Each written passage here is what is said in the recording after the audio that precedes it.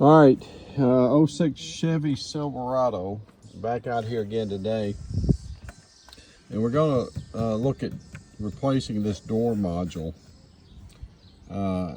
In the Chevy Silverado, for remote entry, they've got a receiver. Now, in some Silverados, that receiver is actually located up above the dash over here. You have to go in on the top of the dash. You have to remove this top plate, get back up on top of the radio, and it lays in there. Some crew cabs actually have a receiver located back in the C-panel sections in the back of the truck. You have to clip that panel off to get to it. In some Silverados, the receiver is built into the door. So I can't tell you which is which. GM just decided on Monday and Friday, I guess, which way they would put those or where they put those receivers. But I have searched mine down. I've been having a problem. But while I'm here working on that, I thought I would capture a quick video just to show you to access this thing. You might think you could just pop this up and get to it, but there's actually a little 7mm bolt under there. So unfortunately on my '06, you can't just pop that module out like that. So you're going to have to take the door panel off. And in order to take the door panel off, I thought I'd give you a quick overview. What you've got is you've got a plug that's in here. It's nothing but a filler plug.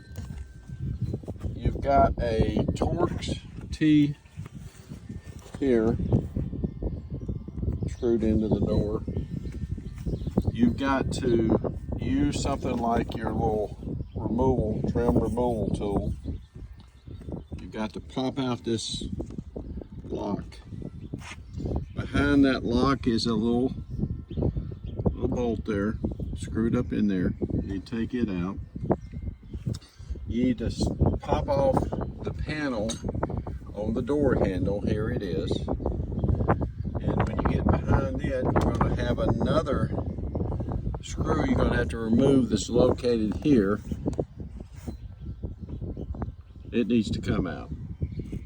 Now, once you've taken all those out, be very careful when you take your panel off, or you'll break this off. These I've replaced in an earlier video. It's a very short extension. If you yank this off and pull it, you'll snap them. You'll lose that. So we're going to be carefully now lift this panel off of the door frame. That's all you got to do now is to literally grab it, pick it up, but you'll want to have some support.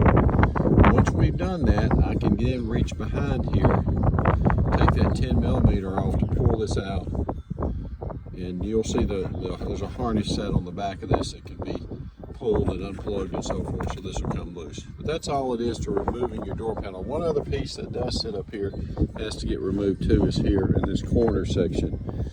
This thing sits in down in here and just snaps in. You will have to remove that too. All right, hopefully this is helpful if you're trying to get access to your door panel. You want to replace your actuators or anything like that, door locks and so forth. All right, more to come. Okay, now once you get in, here is that passenger side door module. And you can see it has harness connections on the back. Now one of them has a locking connection, and that's that gray. You have to unlock it by pushing back on it. It'll unlock. And then when you put it back in, pull it back up to lock it into position. The rest of them are just push and pull. Now here's what I wanted to show you too. Over here on this side, be careful when you're taking this out. There's a wire right there. And that's going to that little light here on the door panel. So if you're not careful, you'll rip and break that off. But in essence, there's your little speaker wire, your door control module, your dust protector or water protector inside the door. And you can see it has these little feet that have to go in certain positions to replace it. So. And if you did have to replace your door module, this would be time to do it. You'd have to get under here and take a 7mm out and set your new one in place. Notice also there are different versions of this. They're labeled on the back. This one here says with TPMS. This is one you would have to have, or TPM. This is one you'd have to have if your vehicle had a tire pressure monitoring system. Some of them do not. Some do. So if you have that in your DIC display and so forth, then you'd want to replace with this module with the TPM if you have tire pressure monitoring system. So make sure you pay attention to that. There are differences. Otherwise, your actuators, your door here, then you have another actuator back behind here that controls this window going up and down. That's all it is to it on these panels and removing them.